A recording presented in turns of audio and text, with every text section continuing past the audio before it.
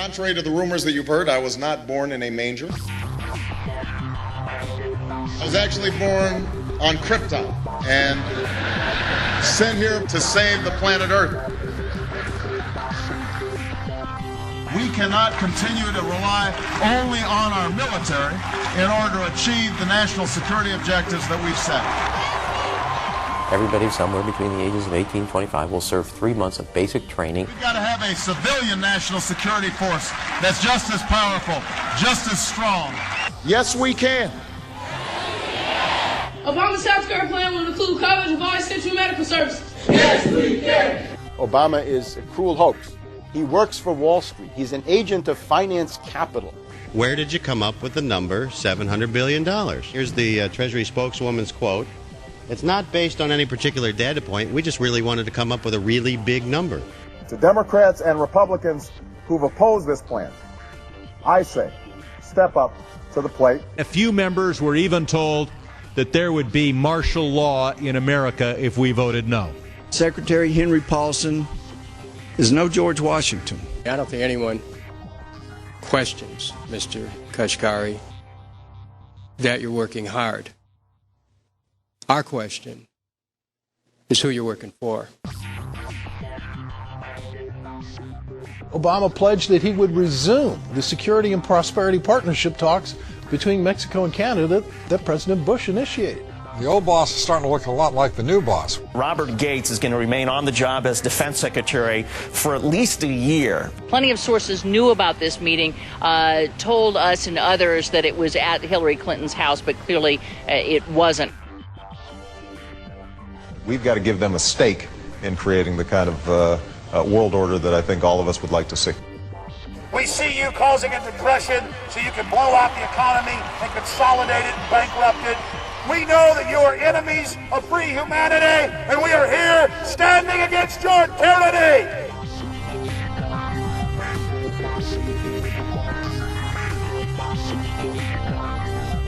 The Obama deception. The truth strikes back.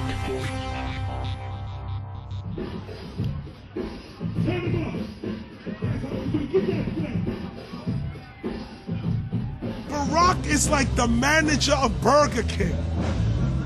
All presidents are, including Bush. It's like this. When your fries are cold, if your burger is not done right, you go back to Burger King, America, or your government, and you say, my burger's cold. I want new fries. First, you go to the cashier. That's the courts. You argue to the courts. The courts, if you can't get no justice with the cashier, you say, let me see the manager. I want to go to the Supreme Court. I want to see the president. The manager comes out. Hi, what can I do for you? Now the manager can override the decisions of the cashier, but you never get to see the franchise owner of Burger King. If you really have a problem with your burger, you need to go see the franchise owner. We need to go to the top or to the bottom. We need to go to where the real architecture of government is. And it's not in a president. It's in a global scheme. Politics in America today is identical to pro wrestling. And what I mean by that is, in front of the cameras and the public, we all hate each other. I'm going to kick my opponent's butt. I'm going to whale him from here to high water and beat the crap out of him. Yet behind the scenes, we all are friends going out to dinner. Went to dinner together. And it's all a work. All intermarried. Show business. It's showbiz. And that's what you have today in politics. The Democrats and Republicans aren't really opposed to each other. Left and right mean nothing. The only thing that counts is, are you working for Wall Street or you're trying to defend the people against the financiers? It's pretty obvious that there's some gigantic financial institutions that have been pulling the strings of politicians in this country for a long time. And just the fact that we have it set up where they can donate millions of dollars to these guys' funds, these guys' campaigns. I mean, how do we not expect it all to go bad? America in 2009 was desperate for change. The past 8 years had been a disaster. Those weapons of mass destruction got to be somewhere. Maybe under here.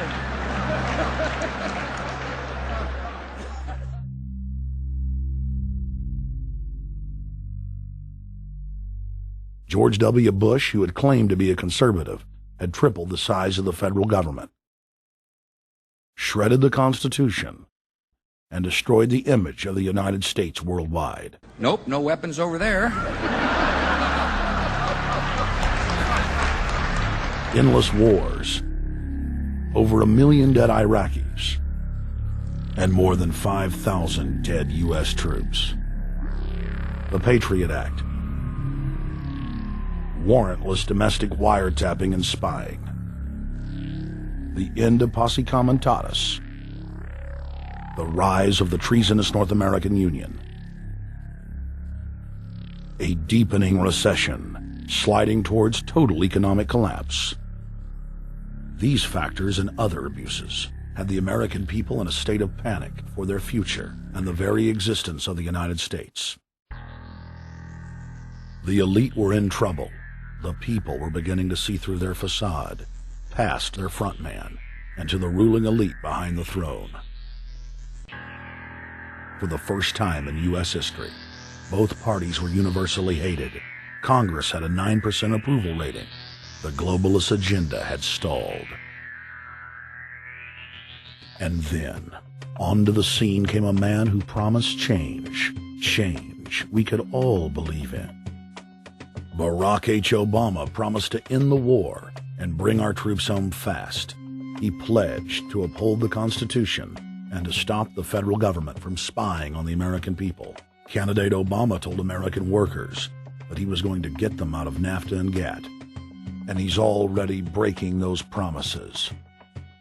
In this film, we will prove that Obama says one thing and does another, and that he works for the very same elite interests that Bush served, the very interest engineering the financial collapse and formation of a dictatorial world government. This film is not about left or right. It is nonpartisan. Our past documentary films are among some of the most damning indictments of George W. Bush and his administration that have ever been made. If humanity has any hope of effecting real change for the better, it will not come from the Madison Avenue false reality makers who have cast Barack Obama as the savior of the world. To alter our course from tyranny to liberty, to defeat the corrupt elite, we must get past the puppets and confront the real power structure of the planet. Now we can see a new world coming into view. A world in which there is the very real prospect of a new world order. Webster Griffin Tarpley is an accomplished geopolitical analyst and historian. Among his scholarly works are the unauthorized biographies of George Herbert Walker Bush and Barack Hussein Obama. Since Bush the elder made his speech at the United Nations back in September of 1990 talking about the New World Order, I think I've become confused about what's actually going on in the world.